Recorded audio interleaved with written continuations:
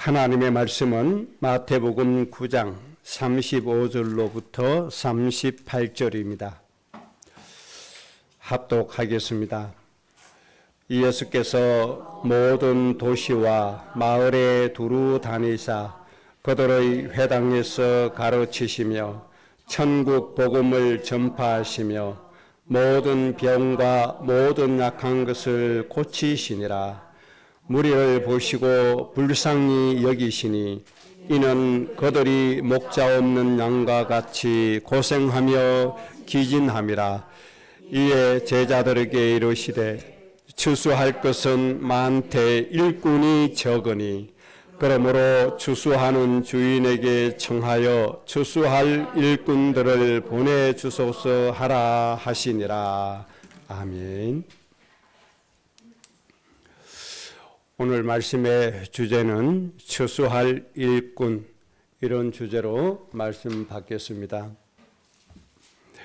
기념식이나 또는 절기 또는 교회의 의식, 주로 성만찬, 침례 이런 의식이 있습니다.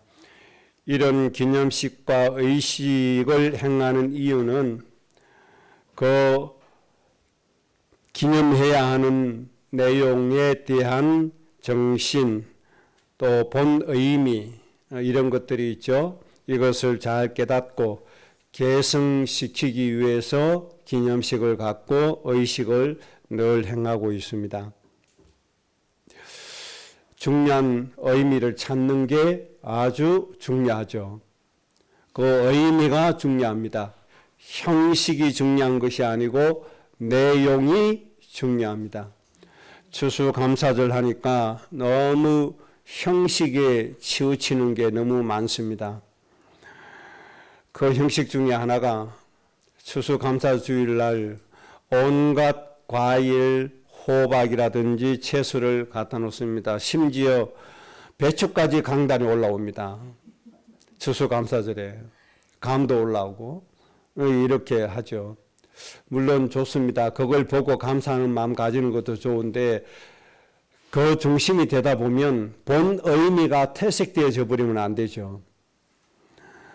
본 의미를 깨닫는 게 굉장히 중요합니다. 그래서 오늘 정말 하나님이 원하시는 추수 내용을 좀 우리가 알고 하나님이 원하시는 추수감사의 의미를 좀 회복하고 진정한 추수의 축복을 우리가 누리는 그런 날이 좀 되기를 원합니다. 먼저 오늘 말씀 이해하기 전에 꼭 먼저 우리가 믿어야 할 내용이 있습니다. 첫째, 육신의 양식은 하나님께서 책임지신다는 사실을 깨닫고 믿어야 합니다. 육신의 양식, 즉 우리가 이 땅에 살아가는 데 필요한 경제가 되겠죠. 우리에게 필요한 모든 경제는 하나님께서 책임져 주신다는 사실을 꼭 기억을 해야 됩니다. 아브라함은 하나님의 명을 따라서 가나안 땅에 갔습니다. 가나안 땅에 갔더니 하나님 약속해 주시기를 젖과 꿀이 흐른다고 하셨는데 막상 가나안 땅에 갔더니 자기가 생각하는 젖과 꿀이 없어요. 당장 기근이 와서 먹고 사는 문제가 제일 먼저 부딪혀 왔어요. 이게 뭐지? 하나님 약속하신 축복이 맞나? 이런 생각을 하다가 자기도 모르게 이 육신의 양식 문제를 해결하려고 애굽으로 내려가 버립니다. 아브라함의 불신앙과 잘못이죠. 내려가니까 그 지역의 사람들이 아름다운 여자만 보면 그와 관계된 남자 죽이고 여자를 빼앗아가는 이런 문화가 있단 말이에요. 그 덜컥 겁이 났죠. 그리고 거짓말했습니다. 내 아내가 아니야. 내 누이야. 내 누이 데려가라. 그러니까 거기에 합당한 또 돈도 주고 하잖아요. 이렇게 문제가 야기되고 말았습니다. 그럼에도 불구하고 하나님은 아브라함을 어떻게 하시죠? 언검이 또 육축이 풍부하게 만들어서 가나안 땅으로 다시 올라가게 하십니다. 그 이유가 왜 그렇죠? 아브라함은 복의 권원이기 때문에 그렇습니다. 아브라함 때문에 모든 민족의 영혼이 복을 받아야 하기 때문에 그렇습니다. 아브라함이 망하면 이 땅에 모든 민족의 백성들이 복을 받을 길이 없어지는 거예요. 그래서 하나님이 아브라함이 그렇게 잘못했어도 하나님이 아브라함에게 경제 문제 해결해서 또 가나안 땅에 올라가서 모든 민족을 복되게 하는 인생을 살아라, 이렇게 인도해 주시는 겁니다. 이 아브라함의 후손들이 이 하나님의 약속의 말씀을 잊어버리고 육신으로 자꾸 가니까 애굽에 430년 동안 노예살이, 종살이 하게 되어졌습니다. 하나님께서 모세를 통해서 이끌어내라. 노예로 살지 말고 복의 근원으로 살아라. 하나님이 이 축복을 다시 이제 시작을 하십니다. 그러면서 강대국 애굽에서 이끌어내 주시죠. 근데 400년이 넘도록 노예 생활을 하니까 거기에 무슨 경제가 있고 무슨 재산이 있습니까? 아무것도 없잖아요. 빈손밖에 없습니다. 몸 하나밖에 없는 거죠. 그런데 가나안 땅에 들어가야 됩니다. 그리고 모든 민족을 살려야 됩니다. 아무것도 없습니다. 그러니까 하나님이 애굽 사람들의 마음을 움직입니다. 애굽 사람들의 마음 문을 열게 하십니다. 그래서 애굽 사람들이 자기 집에 가지고 있는 모든 금은 보화를 다 내놓게 합니다. 그걸 가지고 가나안 땅으로 갈 수 있도록 하나님이 역사해 주십니다. 필요한 모든 재물을 얻게 하신 겁니다. 이것을 보고 우리가 빨리 눈치를 채야 됩니다. 내 수중에 있는 것이 아니구나. 내 수중에 하나님이 담아주시는 것이 아니구나. 현장에 모든 것이 다 있구나. 이것을 빨리 깨달아야 됩니다. 광야의 여정에서 또 이제 양식의 문제가 생기잖아요. 먹을 것이 없단 말이죠.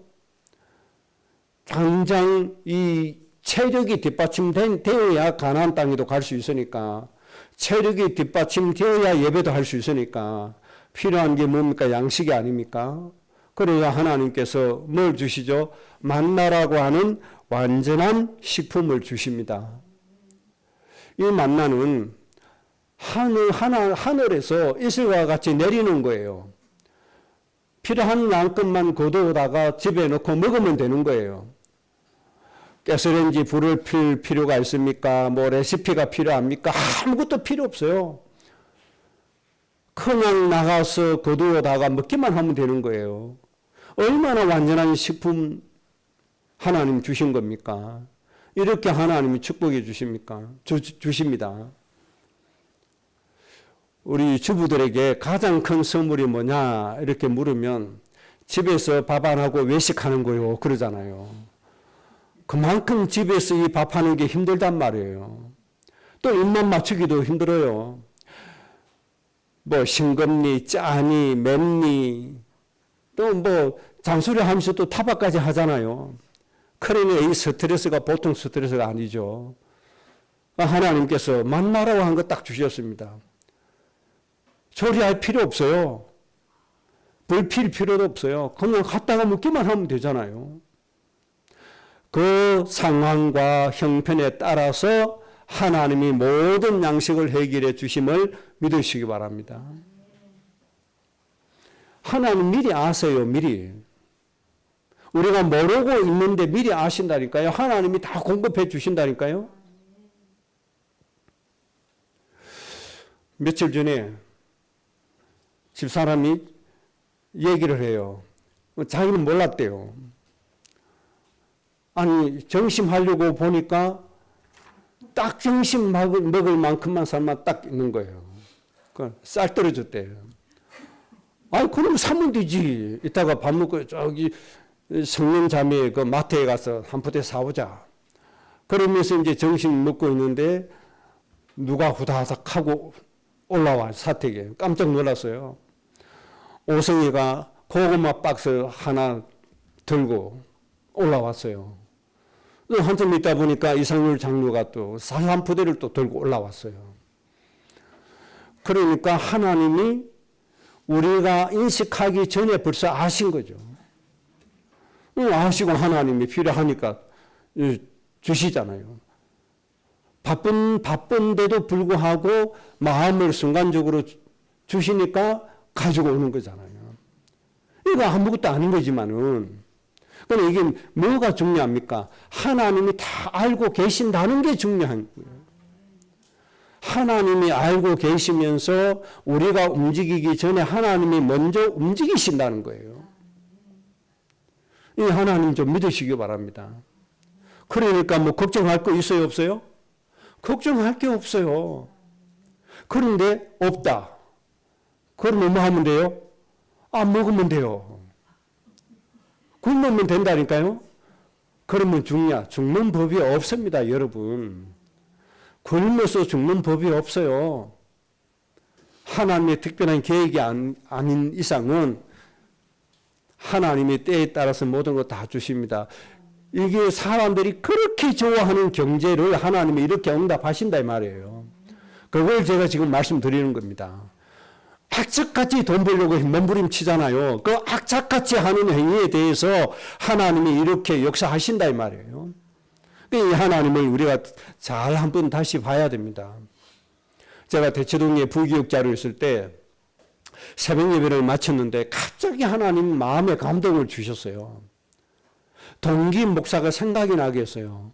그런데 이 동기 목사에게 쌀을 갖다 줘야 된다는 마음이 강하게 일어나는 거예요. 그래서 예배 마치자마자 쌀 한 포대를 담아가지고 그 동기 목사 교회 계단 앞에 두고 왔어요. 한참 지나서 이 동기 목사가 간증을 해요. 동기들 모임에 갔는데 간증을 하는데 정말 우리 쌀이 없어서 진짜 우리 굶고 있었대요. 그런데 며칠 날 하나님이 새벽 예배 마치고 갔더니 쌀을 앞에 두고 하나님이 그걸 응답하셨더라. 가만히 들어보니까 그 날짜하고 시간에 제가 갖다 놓은 거예요. 그래서 제가 이제 천사가 된 거죠. 그 목사님이 천사를 통해서 하나님이 갖다 놨다고 그렇게 간증을 하더라고요. 그걸 다 끝나고 그날 하나님이 내 마음에 갑자기 마음 주셔서 내가 집에 있는 거 갖다 놓고 왔다.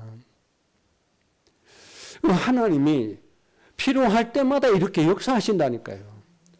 우리 육신의 양식에 대해서는 하나님이 이렇게 완벽하게 역사해 주십니다. 그러니까 우리가 염려할 게 없어요. 그러니까 우리가 이 경제에 대해서 그렇게 모든 중심 바쳐가지고 악착같이 할 필요가 없어요.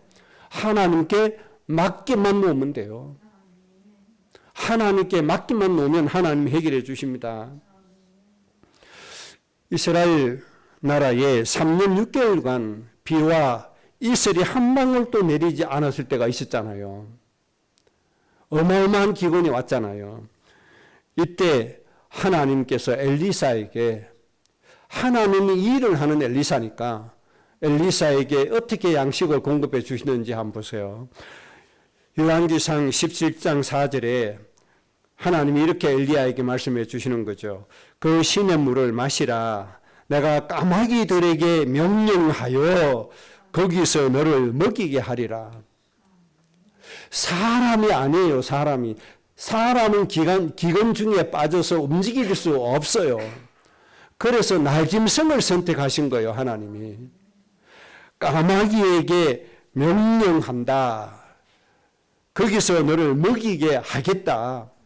이렇게 말씀했습니다. 그래서 열왕기상 17장 6절에 그 결과가 이렇게 나타났죠. 까마귀들이 아침에도 떡과 고기를, 저녁에도 떡과 고기를 가져왔고, 그러니까 엘리야가 먹는 거죠. 아니, 까마귀가 떡을 어디서 만들었을까요? 까마귀가 고기를 어디서 잡아서 왔을까요? 말씀 한마디로 천지를 창조하신 하나님이 까마귀에 이거 안 만들어 주셨겠습니까? 만들어 놓으시고 까마귀에게 명령하신 거죠. 저 엘리야에게로 가져가라. 까마귀가 물고 온 겁니다. 까마귀 힘이 약하잖아요. 한 마리 가지고는 안 되잖아요. 그래서 까마귀들에게 명령하시겠다. 이렇게 말씀해 주셨습니다. 그러면 신약 시대에는 예수님께서는 어떻게 하셨을까요? 예수님께서 제자들에게 누가복음 12장 24절에 까마귀를 생각하라. 심지도 아니하고 거두지도 아니하며 골방도 없고 창고도 없으되 하나님이 기르시나니 너희는 새보다 얼마나 더 귀하냐. 이렇게 말씀해 주셨단 말이에요. 까마귀에게 창고가 필요해요? 필요 없어요. 까마귀의 골방이 필요합니까? 필요 없어요. 그런데 이 까마귀, 이 새보다 너희가 훨씬 더 중요하고 귀하다. 그렇게 말씀해 주신 겁니다. 이 창고도 골방도 필요 없는 까마귀도 기르시는데 이거보다 더 중요하고 귀한 너희를 내가 왜 기르지 않겠느냐? 너희를 내가 왜 책임지지 않겠느냐? 너희의 형편을 내가 왜 모르겠냐? 그러니까 골방 만들 필요 없다, 창고 만들 필요 없다 이 말이에요. 누가복음 12장 29절에 무엇을 먹을까, 무엇을 마실까 하여 구하지 말며 근심하지도 말라. 이 예수님의 가르침이 되겠습니다. 먹는 것, 입을 것, 마시는 것, 이것만은 뭐 하지 마라? 구하지 마라. 뭐 하지 마라? 근심하지도 마라.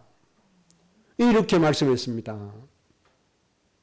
같이 운동하는 저 월성에 있는 어떤 목사님이 최근에 그런 간증을 해요. 그 목사님들에게 당부를 해요.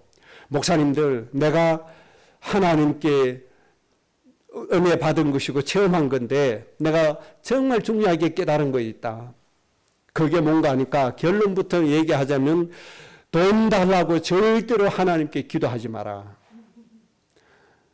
목사님들이 하나님께 돈 달라고 절대로 기도하지 마라. 내가 개척하고 너무 어려워서 하나님께 돈 달라고 기도했더니 하나님이 내 마음에 감동을 주시더라. 5년 뒤에 이 모든 부채를 다 갚아주시는 경제를 하나님이 주실 것이다. 이 확신이 왔대요. 하나님이 주실 것이다.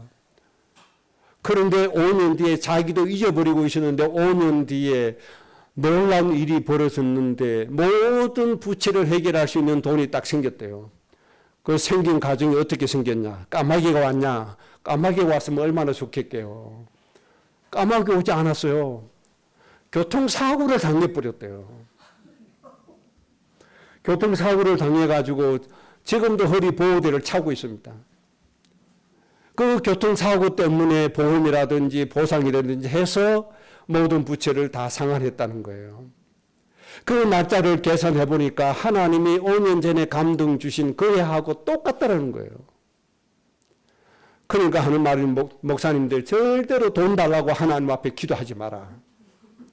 그렇게 신신당부를 하더라고요. 그러니까 하나님이 뭐라고 말씀했어요? 구하지 마라. 근심하지 마라. 아니, 이 말씀을 읽고 은혜 받아서 우리에게 간증했는지 모르겠는데 하나님께서 그렇게 말씀하신 거예요. 무엇을 먹을까 입을까 구하지도 마라. 근심도 하지 마라. 두 가지 안 하면 돼요. 근심 안 하면 되고 안 구하면 돼요. 그러면서 마태복음 6장 33절에 그런즉 너희는 먼저 그의 나라와 그의 의를 구하라. 그리하면 이 모든 것을 너희에게 더하여 주시리라. 이게 이제 중요한 거예요. 모든 것을 더하여 주신다. 이 말씀하시기 전에 저 들의 백합화를 봐라. 공중에 나는 새를 봐라. 수고도 아니한다. 결삼도 아니한다. 그런데 내가 먹이고 있다. 하물며 너희일까 보냐. 이 말씀하시면서 결론적으로 그런즉 너희는 먼저 그의 나라와 의를 구해라. 그리하면 이 모든 것을 너희에게 더하여 줄 것이다. 먼저 뭡니까? 하나님 나라와 의를 구해라. 그러면 모든 것을 다하여 주신다. 이 의식주, 양식, 육신의 경제를 구하지 말고 하나님의 나라와 의를 구하라는 거죠. 그러면 너희에게 필요한 모든 것을 더하여 주신다. 이렇게 말씀해 주셨습니다. 우리는 이 은혜로 살아줘야 되겠습니다. 모든 것 속에 경제가 포함돼요, 안 돼요? 포함되지요. 물품이 포함돼요, 안 돼요? 포함되지요. 모든 것입니다, 모든 것. 사람이 포함돼요, 안 돼요? 포함이 되죠. 모든 것을 더하여 주신다. 이렇게 말씀해 주셨습니다. 그리고 예수님께서 양식이 필요한 사람들에게 예수님을 따르는 자들, 예수님 따라서 말씀 듣고 예수님의 교훈을 듣기 위해서 식사 때를 놓친 사람, 이런 사람들을 위해서 예수님은 어떻게 하셨죠? 축사하시고 5,000명을 먹이셨다. 그리고 4,000명을 먹이셨다. 이들이 가지고 있는 돈을 가지고 해결한 것이 아니라 하나님의 권세와 권능으로 해결해 주셨다는 겁니다. 이게 중요한 거예요. 그러니까 하나님은 사람에게 필요한 모든 양식과 육신에 필요한 모든 경제는 하나님이 뭐 해주신다? 책임져 주신다. 심지어 하나님의 일을 함에 있어서도 하나님이 경제를 해결해 주십니다. 이스라엘 백성들을 포로에서 해방시켜서 귀환시켜 주시잖아요. 성전을 지어야 되고 살아야 할 도시를 건설해야 되잖아요. 그런데 이스라엘 백성들이 돈이 없어요. 그래서 하나님 누구의 마음을 움직입니까? 그때 당시 바사국, 현재 이란이죠. 바사국의 고레스의 왕의 마음을 움직여서 바사 왕국의 왕실의 돈을 가지고 성전과 도시를 건설하게 해주시는 겁니다. 하나님은 경제를 이렇게 해결해 주신다는 사실을 꼭 먼저 믿으셔야 됩니다. 그래서 우리에게 필요한 모든 경제는 하나님이 전적으로 책임져 주신다는 사실을 꼭 기억하시기 바랍니다. 이것은 하나님의 영역이다. 우리의 영역이 아니고 하나님의 영역이다. 이렇게 꼭 깨달으시고 믿으시기를 바랍니다. 자, 그럼 크게 두 번째, 오늘 본문의 말씀이 아주 중요합니다. 왜 중요한 거 하니까 사람들이 생각하는 추수와 예수님이 말씀하시는 추수 내용이 달라요. 그래서 이사야 55장 8절에 이는 내 생각이 너희 생각과 다르며 내 길은 너희 길과 다름이니라. 다른 거예요. 달라요. 그럼 우리는 추수감사하면은 뭐부터 생각하죠? 자꾸 육신적인 양식, 경제 이것부터 생각한단 말이에요. 그런데 오늘 본문의 말씀에서는 예수님께서 말씀하시는 추수는 육신적인 양식 그런 추수가 아니라는 겁니다. 그래서 우리는 내 인생이 행복하고 축복받는 인생이 되도록 하기 위해서 한 가지 잘해야 돼요. 그게 뭐죠? 내 생각대로 가는 것이 아니고 하나님의 생각과 하나님의 길 속에 들어가는 겁니다. 이게 더 중요해요. 왜 그렇습니까? 하나님은 전능하신 하나님, 하나님은 전지하신 하나님, 하나님은 모든 것을 하시는 하나님, 어마어마한 권세를 가지신 하나님, 이 생각과 길 속에 들어가야 완전한 인생이 되는 거예요. 내 생각, 내 길은 내 생각이 짧아요? 내 생각에 오류가 많아요? 나는 무능해요? 나는 수시로 뭐하죠? 착각해요. 나는 수시로 오해해요. 나는 수시로 오판해요. 이런 내 생각 속에 내 인생을 끌고 들어가면 어떻게 되겠습니까? 오판된 인생이요. 실수하는 인생이요. 실패하는 인생밖에 더 됩니까? 그래서 우리는 하나님의 생각과 하나님의 길 속으로 들어가는 것이 매우 중요한 겁니다. 이사야 14장 24절에 만군의 여호와께서 맹세하여 이르시되 내가 생각한 것이 반드시 되며 내가 경영한 것을 반드시 이루리라. 이렇게 말씀했습니다. 그래서 우리는 기본적으로 하나님의 생각, 하나님의 길 속에 들어가야 돼요. 그러면 하나님의 생각대로 되어지는 것이고 하나님이 이루시기 때문에 우리의 인생이 되어지는 겁니다.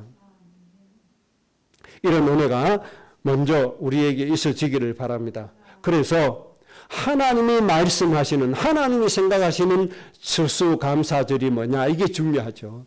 하나님이 의도하시는 추수가 뭐냐, 하나님이 축복하시는 추수, 이것을 우리가 마음에 담아야 돼요. 하나님이 말씀하시는 추수에 우리가 들어가야 돼요. 그러면 우리의 인생은 하나님이 이루시기 때문에 복된 인생이 될 수 있는 것이고, 우리의 인생은 행복한 인생이 될 수가 있는 겁니다. 그래서 먼저 오늘 말씀에서 예수님께서 심고 뿌리신 것을 우리가 거두어야 됩니다. 예수님께서 심고 뿌리신 것이 두 가지예요. 첫째는 천국 복음, 여기에 대해서 말씀했습니다. 그리고 모든 병과 모든 약한 것을 고치셨다라고 말씀해 주셨습니다. 이게 중요해요. 예수님이 이 땅에 오셔서 이 땅에 심고 가꾸고 하신 것이 천국 복음과 사람의 모든 병과 약함을 고치시는 것, 이 두 가지입니다. 그래서 제자들에게 파송하실 때도 더러운 귀신을 쫓아내고 모든 병과 약한 것을 고치는 권능을 주시고 내보내 주시잖아요. 그래서 우리는 예수님이 심으시고 뿌리시고 기르시는 천국 복음과 모든 병과 약한 것을 고치는 이 은혜를 거두어 드려야 돼요. 이것을 추수해야 돼요. 이 추수로 여러분들이 풍요로운 인생이 되시기 바랍니다. 그러면 천국 복음이 도대체 뭐냐? 요한복음 14장 2절에 내 아버지 집에 거할 곳이 많도다. 너희를 위하여 거처를 예비하러 가노니, 이렇게 말씀했습니다. 예수님이 앞으로 죽으시고 부활하셔서 성천하실 것을 말씀하신 이유를 말씀해 주신 것이죠. 내 아버지 집에 거할 곳이 많다. 너희를 위하여 거처를 예비하러 간다. 이렇게 성천의 이유를 말씀해 주셨습니다. 이 전도하다 보면 농담 잘하는 사람이 이런 말을 하죠. 이미 천국 다 찾기 때문에 내가 갈 곳이 없다.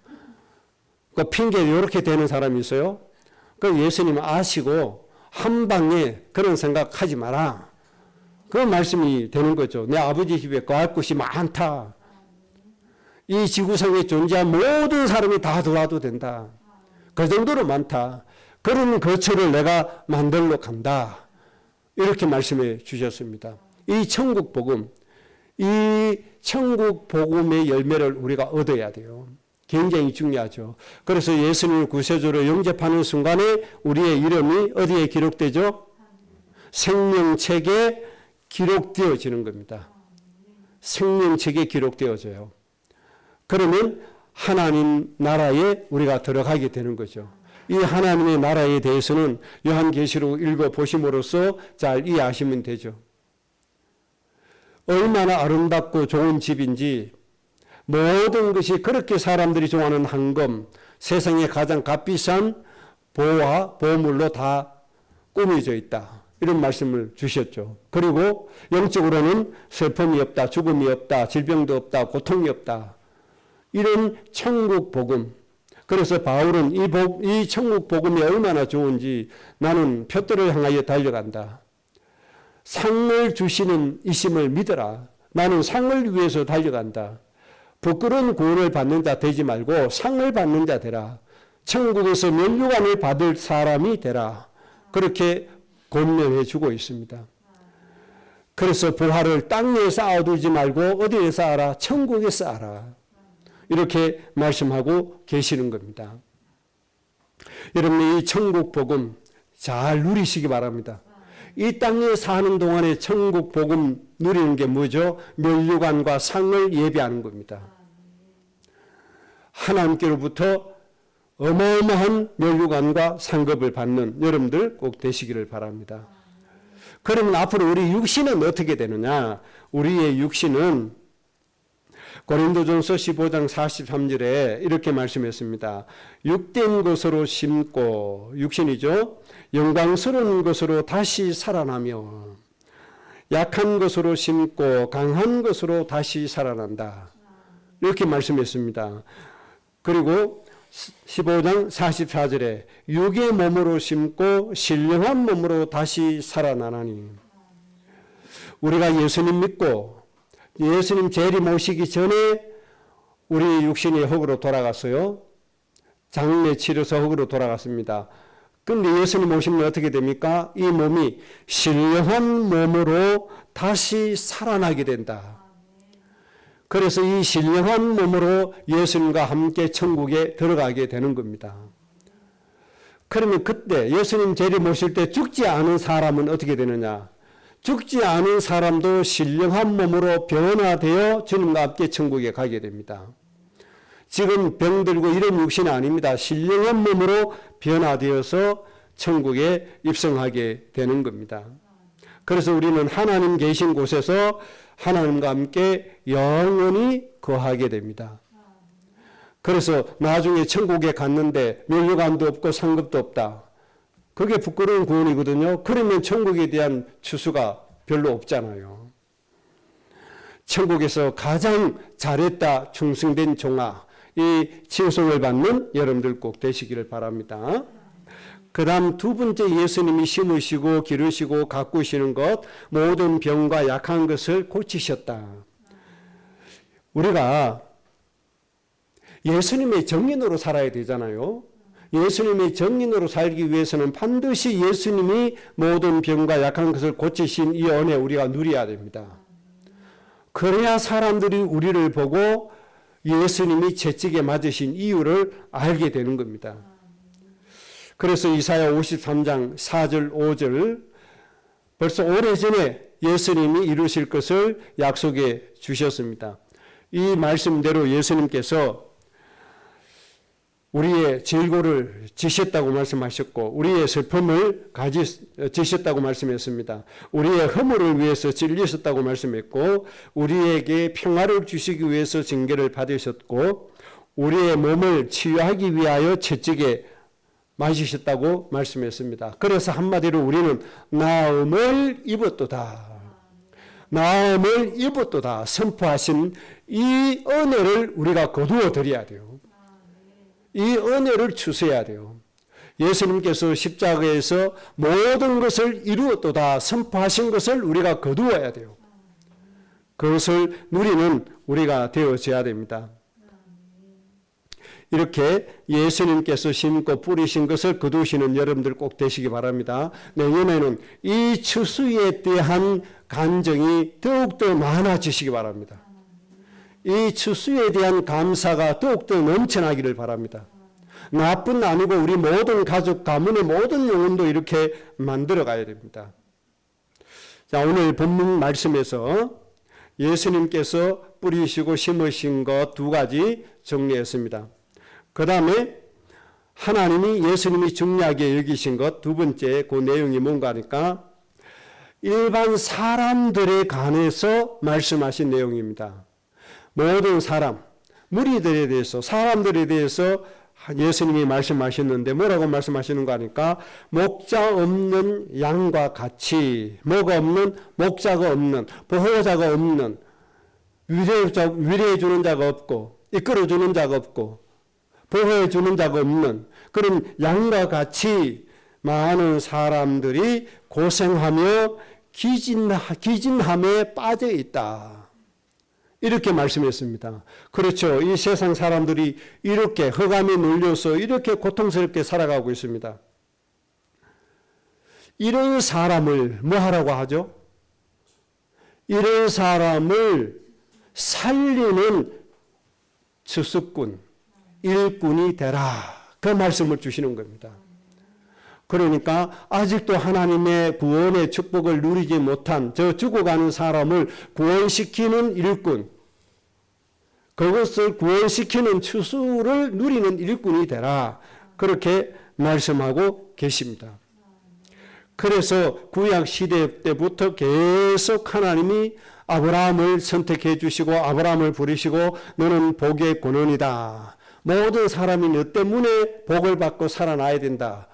계속 말씀하고 계십니다.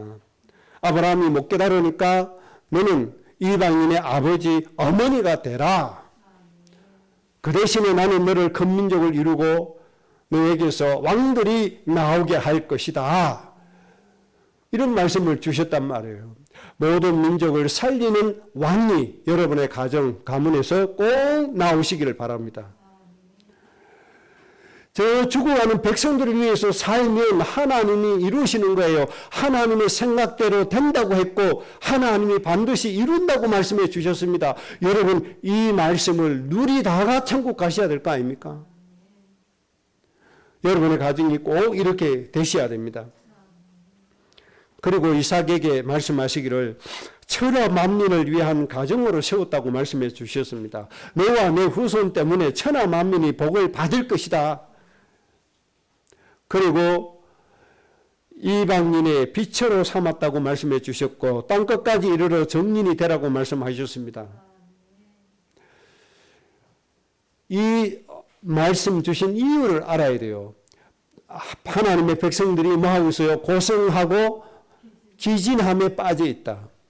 그들이 죽어가고 있기 때문에 먼저 선택받은 우리들을 통해서 그들을 살리기를 원하시는 것이 하나님의 추수입니다.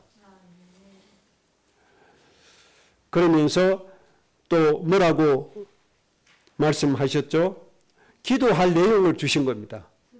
우리가 해야 될 기도의 내용은 추수할 일꾼을 보내주소서.